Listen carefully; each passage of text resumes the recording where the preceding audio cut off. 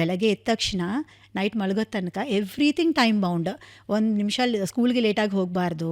ಆಮೇಲೆ period to period time table ಇರುತ್ತೆ. ಮಕ್ಕಳಿಗೆ best example are children when we take.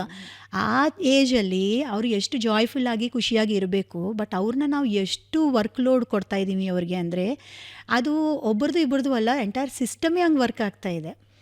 ಅಂದರೆ ಮನೆಯಲ್ಲಿ ಪೇರೆಂಟ್ಸು ಅವ್ರದ್ದು ಡಿಮ್ಯಾಂಡ್ಸು, ಆಮೇಲೆ ಸ್ಕೂಲಲ್ಲಿ ಟೀಚರ್ಸು ಅವ್ರದ್ದು ಡಿಮ್ಯಾಂಡ್ಸು, ಫ್ರಮ್ ಕಿಂಡರ್ಗಾರ್ಟನ್ LKGಯಿಂದ ಇದು ಶುರು ಆಗ್ತಾ ಇದೆ. ಯೂನಿವರ್ಸಿಟೀಸ್ ಆಮೇಲೆ ಈವನ್ ಕೆಲಸಕ್ಕೆ ಸೇರಿಕೊಂಡ್ರೆ ಅದು ಬೇರೆ ಥರನೇ ಆಗೋದು. ಸೊ ಎಲ್ಲ ಏಜಲ್ಲಿನೂ ಅದು ಇಂಡಿವಿಜುವಲ್ ಆಗಲ್ಲ, ಅಂದರೆ ಒಂದು ಸಿಸ್ಟಮೇ ಆ ಥರ ಆಗೋಗಿದೆ. ನಾವು ಚೂಸ್ ಮಾಡ್ಕೊಂಡಿರೋದು ಸಿಸ್ಟಮ್, ಅದಕ್ಕಿಂತ ಅದು ಬಂದಿಲ್ಲ. ನಾವು ಕ್ರಿಯೇಟ್ ಮಾಡ್ಕೊಂಡಿರೋದು ಸೊಸೈಟಿ, ನಾವು ಕ್ರಿಯೇಟ್ ಮಾಡ್ಕೊಂಡಿರೋದು ಸಿಸ್ಟಮೇ. ಸೊ ಆದ್ರೂ ಅವರು ಸ್ಕೂಲ್ಗೆ ಹೋಗ್ಬೋದು, ಅದೇ ಸ್ಕೆಡ್ಯೂಲಲ್ಲಿ ಹೋಗ್ಬೋದು, ಕಾಲೇಜ್ ಹೋಗ್ಬೋದು, ಕೆಲ್ಸಕ್ಕೆ ಹೋಗ್ಬೋದು. ಬಟ್ ಮನೆಯಲ್ಲಿ ಕೂಡ ನಾವು ಆ ಥರ ಒಂದು ಎನ್ವಿರಾನ್ಮೆಂಟು ಕ್ರಿಯೇಟ್ ಮಾಡ್ಕೋಬೋದು. ಯಾಕಂದರೆ ಬೇಕಾಗಿಲ್ಲ ಸ್ಟ್ರೆಸ್ ಅನ್ನೋದು, ನಾವು self created. As I said, my personal experience, ಜಾಯ್ಫುಲ್ಲಾಗಿ ಮಾಡ್ಕೋಬೋದು ಕೆಲಸ. ನಾವು ಚೂಸ್ ಮಾಡ್ಕೊಂಡಿರೋದು ಕೆಲಸ ನಾವು ಎಂಜಾಯ್ ಮಾಡ್ತಾ ಮಾಡಬೇಕು. ಅಥವಾ ಬೇಕಂತಾನೆ ಆ ಸ್ಕೂಲ್ಗೆ ಸೇರಿಸಿದ್ದೀವಲ್ವ ಮಕ್ಕಳನ್ನ.